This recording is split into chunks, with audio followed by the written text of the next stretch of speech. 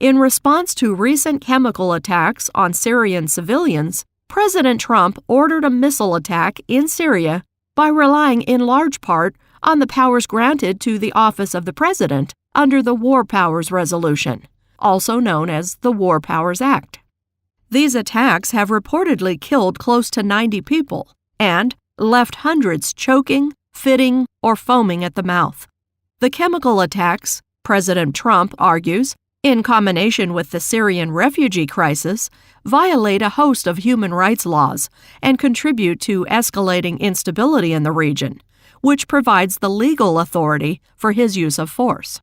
Amidst ongoing questions about the Trump administration's knowledge of and experience in international relations and conflicts, this strategy raises questions about whether President Trump has the legal authority to unilaterally send U.S. troops into conflict, and if so, the limitations of that power. The War Powers Resolution, enacted in 1973, describes the powers and limitations of a U.S. president to enter into armed conflict with another country without the consent of Congress. The resolution was prompted by President Nixon's bombing of Cambodia during the war without notifying Congress. The resolution states, in relevant part, that in order to enter into armed conflict, the president must seek congressional approval or be directly responding to an attack upon the United States. Without congressional approval, the president must withdraw troops within 60 days. As Commander-in-Chief, the President has broad authority to respond with force if the U.S. is attacked. The controversial element of the act focuses on to what extent Congress must consent. Importantly, there is great debate as to what the repercussions would be, if any, for a U.S. President's refusal to comply with the 60-day rule under circumstances where conflict was ongoing. The issue is not the legal authority, but the reality that no one, including Congress, could actually do anything to stop a U.S. president from continuing to engage in military actions believed to be necessary, or to punish presidential actions deemed to be violations of the resolution. Furthermore, the president has authority to exercise war powers under the Constitution.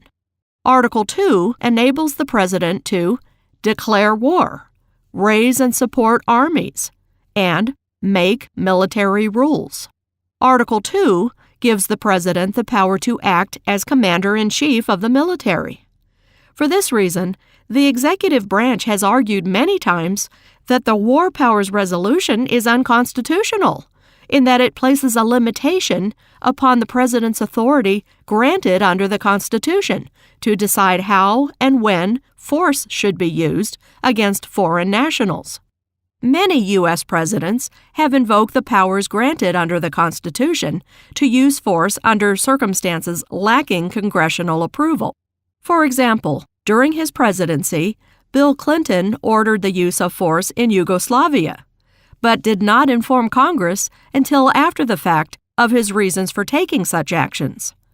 This presidential approach resulted in a lawsuit filed by Congress, but the suit was dismissed for lack of standing. In 2011, President Obama took military action in Libya without seeking congressional approval. In 2014, legislation was proposed to amend the War Powers Resolution to impose greater restrictions on the president's authority.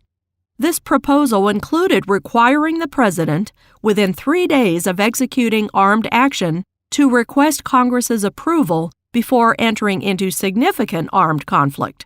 Additionally, past U.S. presidents have sought congressional approval to take military action as a political move to assuage the legislative branch and thwart any accusation of failure to cooperate.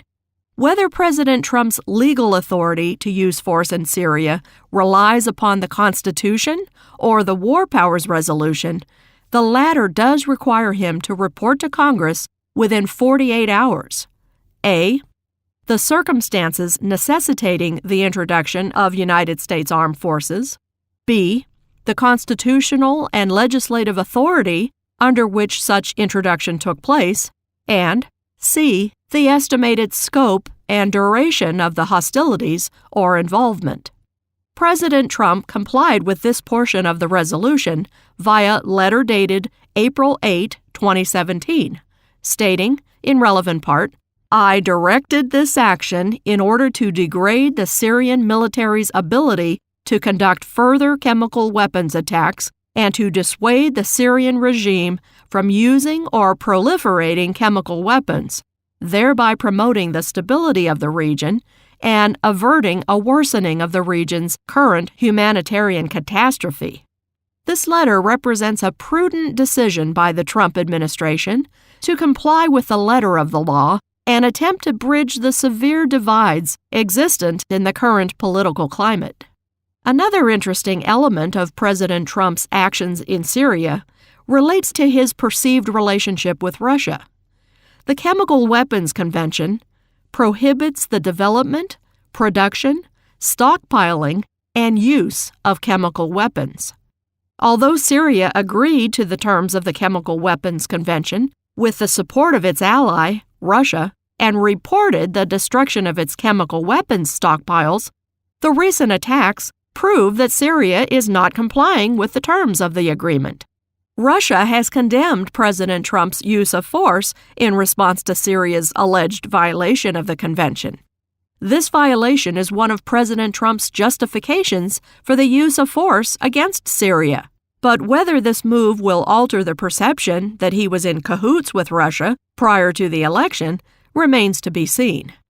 At best, the relationship between legislative and executive branches under the War Powers Resolution is murky. Every presidential administration since it was enacted has opined informally, or as part of a formal procedure, that the resolution is too far-reaching, or even unconstitutional. Additionally, even if President Trump had the legal authority to order the missile strike in Syria, his latest unilateral move has significant political implications. If the Trump administration expects to continue or escalate the use of force in Syria, it would be best advised to not only seek congressional approval prior to the 60-day mark, but also to display concerted efforts to unify both branches and parties around the idea that the conflict is so severe that the United States has no choice but to intervene.